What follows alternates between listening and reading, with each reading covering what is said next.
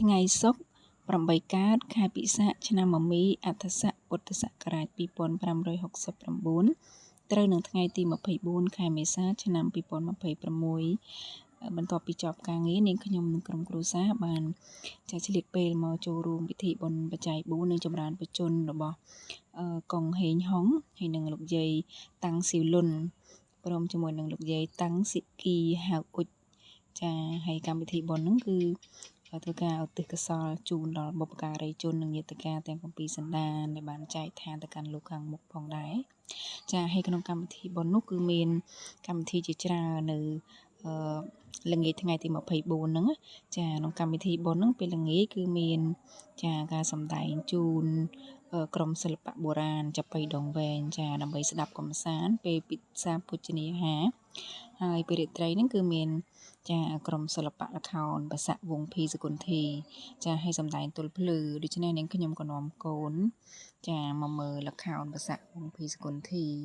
ហើយក៏ដើរមើលចាទិញរបស់របរហូបចុកនំចំណីចាស្ដែកដីអី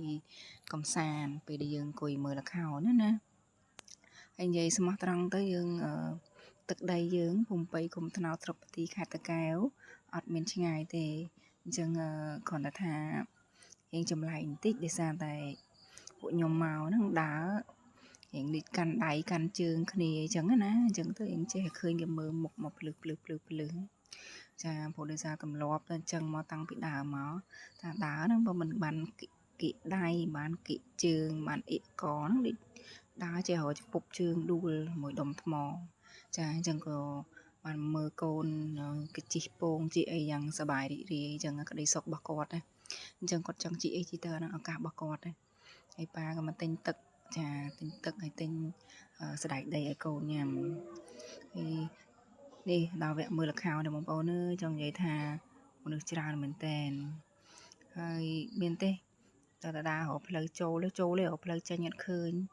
ហើយដល់ពេលរកកន្លែងចេញអត់ឃើញយើងពេលខ្លះអ្នកខ្លះគាត់កូនទូចគាត់2 3អីណោះគេជើងមានឆ្វេងមានស្ដាំតឹងយើងរកផ្លូវចេញលែងឃើញអញ្ចឹងចង់ដូចថាអ្នកខ្លះគាត់ចង់ទៅបន្ទប់ទឹកអីក៏មិនដឹងទៅតាមណាអញ្ចឹងណាព្រោះដោយសារអីឱកាសពួកគាត់ដែរបានមើលខោនោះគាត់ដាក់ណាមានបដាភួយខ្នើយខ្ញុំមកចាប់ហ្មងកាទេលអីហ្នឹងក្រែលអង្គុយគាត់ថាបែទល់ភ្លឺហ្នឹងសូមឱកាសតែដល់មើលល្ខោនទល់ភ្លឺអញ្ចឹងអរគុណទៅដល់ពូសុកណាដែលបានផ្ដល់កិត្តិយសអញ្ជើញខ្ញុំចូលរួមកម្មវិធីបុណ្យនេះហើយអរគុណ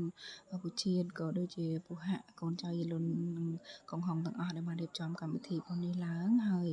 បានមានជួលល្ខោនវងភីសកុន្ធីមកឲ្យបងប្អូនយើងនៅខាងស្រុកបាទីចាមកមើលទាំងអស់គ្នាពិតជាបានបុណ្យច្រើនណាកង